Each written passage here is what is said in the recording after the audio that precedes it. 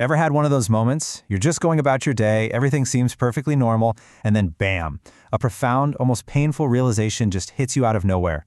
Well, that's exactly what happens in Kamala Das's poem, My Mother at 66. Today, we're going to dive into this short but incredibly powerful poem. We'll explore that universal fear of watching our parents get older and what we do when we just can't find the right words. Let's get into it.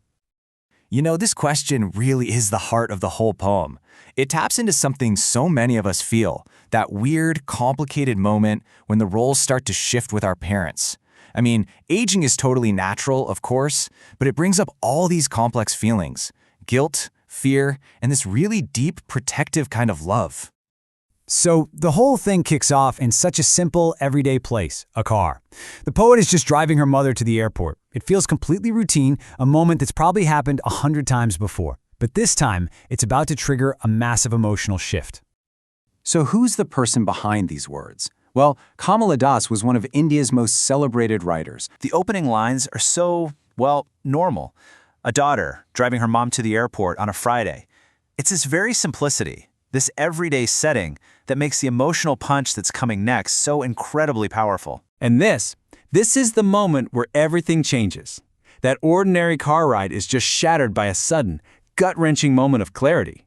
The poet looks over and sees her mother not just as mom, but as a fragile, aging human being. Wow, I mean, the honesty here is just brutal.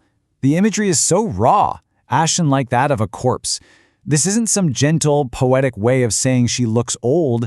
It's a shock to the system. It's that jolt of pain you feel when you suddenly realize that time hasn't stopped for the people you love most.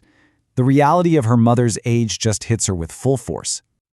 And that word, ashen, is so specific. It means pale, colorless, like ash. So this comparison to a corpse, it isn't just about looking old, it's about the absence of life, of vitality. It suggests the closeness of death. It's just a devastatingly clear and painful image. So what do you do with a thought that painful? You push it away, right? You try to run from it. And the poet's immediate reaction is to just look out the window, to find any distraction from the quiet stillness and decay she sees inside the car. And the contrast she finds, wow, it is so stark. It's night and day. Inside the car, you have this quiet stillness, a sleeping, ashen face, this corpse-like feeling. But you look outside the window, it's pure, chaotic life. Sprinting trees and happy kids spilling out of their homes. It's a direct and really painful opposition. You know, the poet describes the trees as sprinting. Now, obviously the trees aren't moving, the car is. But that word choice is brilliant. It gives you this sense of vibrant, forward-moving energy. And then the merry children spilling out just doubles down on that image of youth, vitality, and new beginnings. Pretty much everything that feels so absent sitting right next to her. But that distraction, looking at the world outside, it can only last for so long. They get to the airport, they go through security, and suddenly it's time to say goodbye. And bam, that painful reality comes rushing right back, and this time it feels even more real. And the part that's so crushing is that this isn't a new feeling for her. She calls it an old familiar ache, her childhood's fear. It's that deep-seated primal terror every little kid has of being separated from their parent. It's a fear she probably thought she'd outgrown, but nope, it was just lying there, dormant, waiting for this very moment. As she looks at her mother one last time, she uses another really powerful metaphor. So why the late winter's moon? What is that specific image trying to tell us? Okay, let's break this down. Picture a moon at the very end of winter. It's often wan, which means colorless and pale. It doesn't have that bright, sharp strength of a summer moon. It can be hazy, kind of obscured by fog and mist. It really symbolizes the end of a season, the end of a cycle. And just like that moon, her mother's vitality, her light, seems to be fading. And all of this leads to the poem's absolutely heart-wrenching conclusion. I mean, what can you possibly say or do when you're feeling this overwhelming fear? Well, the poet has to do something. She has to say goodbye. And her final action isn't just a farewell, it's a performance of hope for her mother and maybe for herself too. Just listen to the repetition here. Smile and smile and smile. That's not a natural, happy smile. That's a deliberate, repeated action. It's a mask. She says the hopeful words, "See you soon."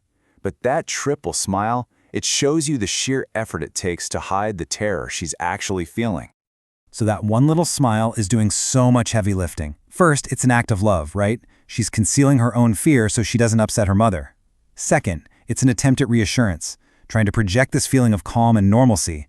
And third, underneath all of that, it's this desperate, almost prayer-like hope that her words, "see you soon," will actually somehow come true. And here's something incredible about the poem's structure that you might not even notice on the first read. It's all one long sentence. That is not an accident. It's designed to feel like a single, unbroken stream of consciousness, one long thought that takes us from a simple observation in a car, spiraling through fear and memory, all the way to a painful, uncertain farewell. So we land right where the poem leaves us, with this final question. What are that smile and those words really all about? Well, they're about that painful dance we all do, between what we feel on the inside and what we show to the world. It's the brave face we put on for the people we are absolutely terrified to lose. It's a quiet, heartbreaking performance of love, hoping with everything you have that "see you soon" isn't just a saying, but a promise.